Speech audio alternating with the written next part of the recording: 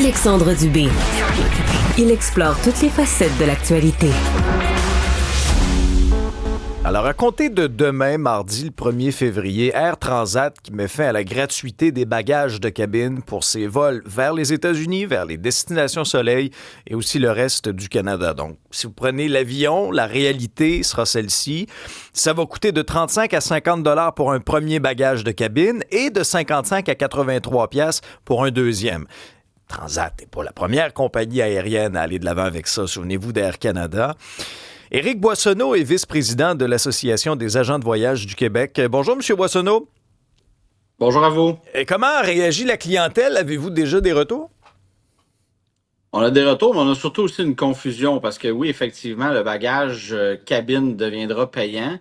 Par contre, Transat est plus reconnu pour la formule tout inclus. Donc, c'est vraiment important de mentionner aux gens que si vous avez acheté un forfait, si vous n'êtes pas atteint par cette nouvelle politique-là, le forfait, le bagage est toujours inclus, mais par contre, ceux qui achètent que des vols secs, oui, maintenant, c'est le bagage est payant. Et vous avez fait l'allusion, Transat n'est pas le premier, ils font que suivre les prédécesseurs. OK, donc si je vous comprends bien, donc si j'achète un forfait, par exemple, une semaine de vacances au Mexique dans un tout inclus, puis que mon voyagiste, c'est Air Transat, j'ai pas de frais supplémentaires à payer. Par contre, si je vais passer une fin de semaine, je sais pas, dans une destination X, puis que j'achète juste mon billet d'avion, là, ça va m'être chargé si je voyage, ce qu'on appelle en carry-on, là. C'est exactement ça. Okay. Et puis même là, la formule carry-on, si vous achetez la classe la moins chère, le bagage n'est pas compris, mais si vous achetez le standard au lieu du budget, vous allez avoir le carry-on inclus. Donc, c'est vraiment pour s'amalgamer avec ce qui se fait actuellement sur le marché. Bien, je me fais le porte-parole de plusieurs voyageurs. Ça devient compliqué un petit peu.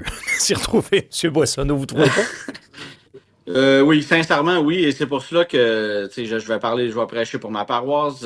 Au même prix que ce que vous trouvez sur Internet, il y a un conseiller en voyage qui va vous guider à travers tout cela. Donc, je le répète un peu partout, ça ne coûte pas plus cher faire affaire avec un professionnel.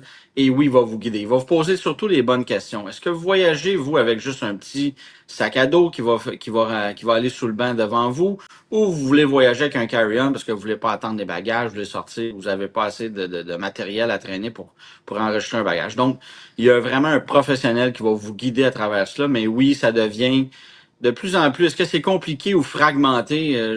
Des fois, je me demande quel mot serait le bon à utiliser. Ben, c'est parce ça. qu'on catégorise vraiment les sortes de billets, oui.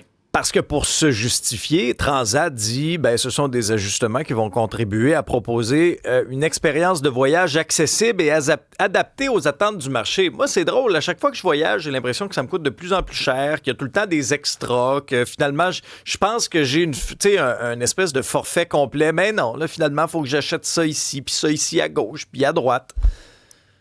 C'est vraiment la guerre du prix le moins cher. Tu sais, si on prend Air Canada, ils prétextaient que c'était la classe, le budget qui coûtait le moins. Ils voulaient arriver avec des prix moins chers. Transat veut faire la même chose. Il y a aussi le fait que Transat a de plus en plus je sais pas, excusez l'anglicisme, du code sharing. Là. Ils partagent les codes d'avion avec Porter. Mais Porter a aussi cette catégorie de prix-là, le moins cher. Donc, on dirait que tout le monde essaye de s'aligner sur la même politique.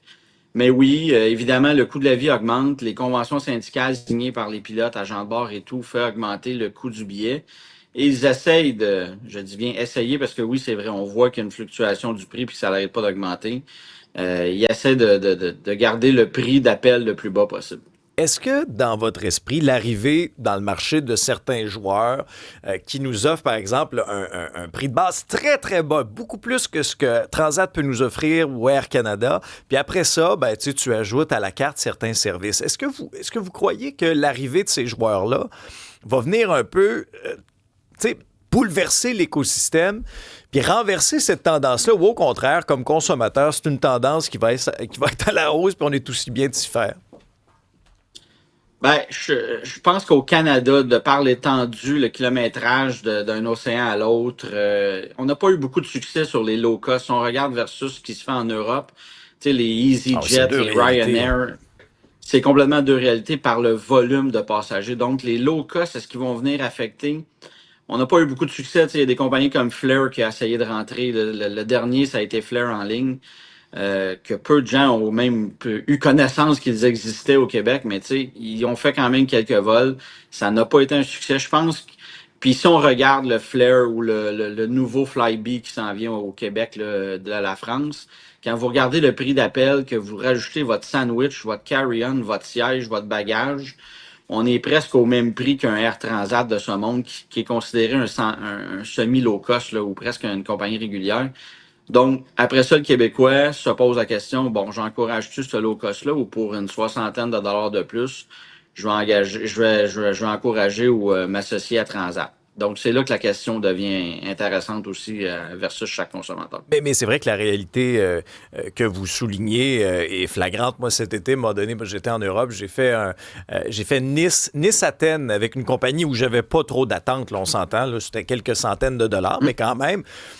Mais ça n'a pas coûté une fortune, là. Mais la réalité qu'on peut voir en Europe versus notre réalité à nous, tu sais, pour une facture beaucoup plus élevée avec nos grands transporteurs ici, là, puis que je me retrouve avec un petit biscuit puis un verre d'eau, puis je reste sur ma faim un peu. Bon. Non, vous comprenez la frustration de certains voyageurs. À un moment donné, on regarde ça puis on se dit, nous niaisez-vous? Ben, c'est vraiment une question de partage du coût sur la population. Tu sais, prenons l'exemple de l'Europe parce que c'est celui qu'on connaît tous puis vous faites allusion.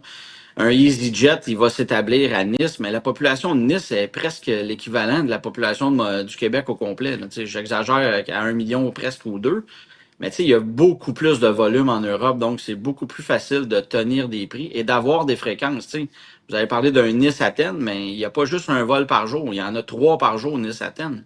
Fait que c'est vraiment le volume, notre étendue de kilométrage.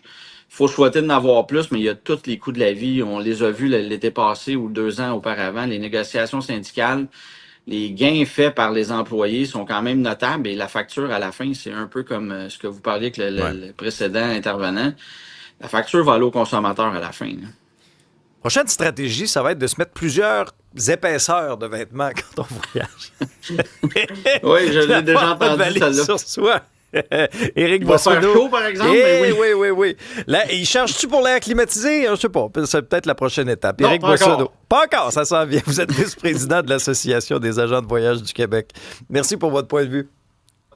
Bonne fin.